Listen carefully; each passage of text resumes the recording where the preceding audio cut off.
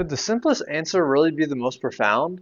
Today, we will cover the last 2 of our 7 arguments proving why the Creator is one. These, specifically, will come from observing the world around us. I admit that this video may not sway the skeptic. If you are one, I encourage you to watch the last 2 or 3 videos, but I still think these 2 arguments provide even further proof for what has already been established. The first argument is one of parsimony. We've already established that there must be at least one Creator. Now our job is to figure out if there are multiple or one, but we know that there must be at least one. So what about more than one Creator? Well, if one Creator is enough to explain the existence of the entire world, why add another Creator? The idea of multiple creators adds unnecessary complexity without any extra explanatory power. If this world could have been established by one creator, then why add another? This principle is based on logic. We only assume what is necessary to explain what we observe.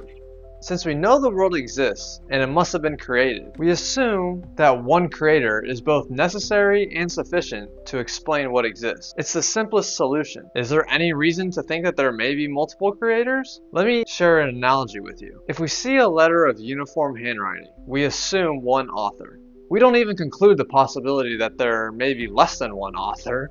There's no reason to think that this uniform handwriting was composed by many people. It's uniform.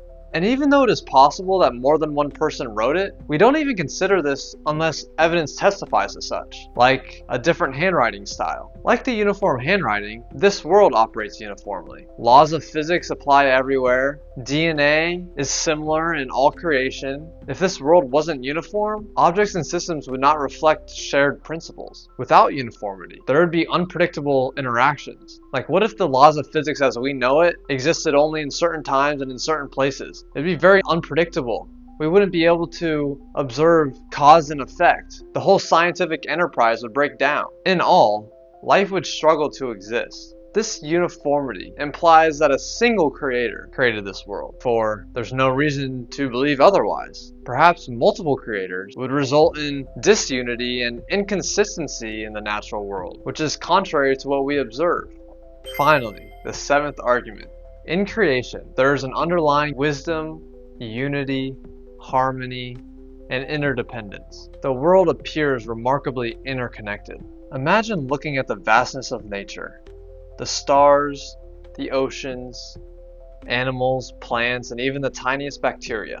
Despite their differences, everything seems to work together as part of one grand system. Everything supports and relies on everything else in a way that keeps the world balanced and running smoothly. Now, what if there were more than one creator? If there are multiple creators, each with their own ideas and intentions, we might expect to see different and possibly conflicting designs in nature. Instead, we see remarkable harmony and interdependence in creation. For example, the sun provides light for plants to grow, which animals rely on for food, and then we rely on those animals for sustenance. The circle of life is an example of interconnectedness. Ecosystems all over the world function similarly, with each part fulfilling a purpose that supports the whole. If there are multiple creators, these systems may conflict with each other, but they don't.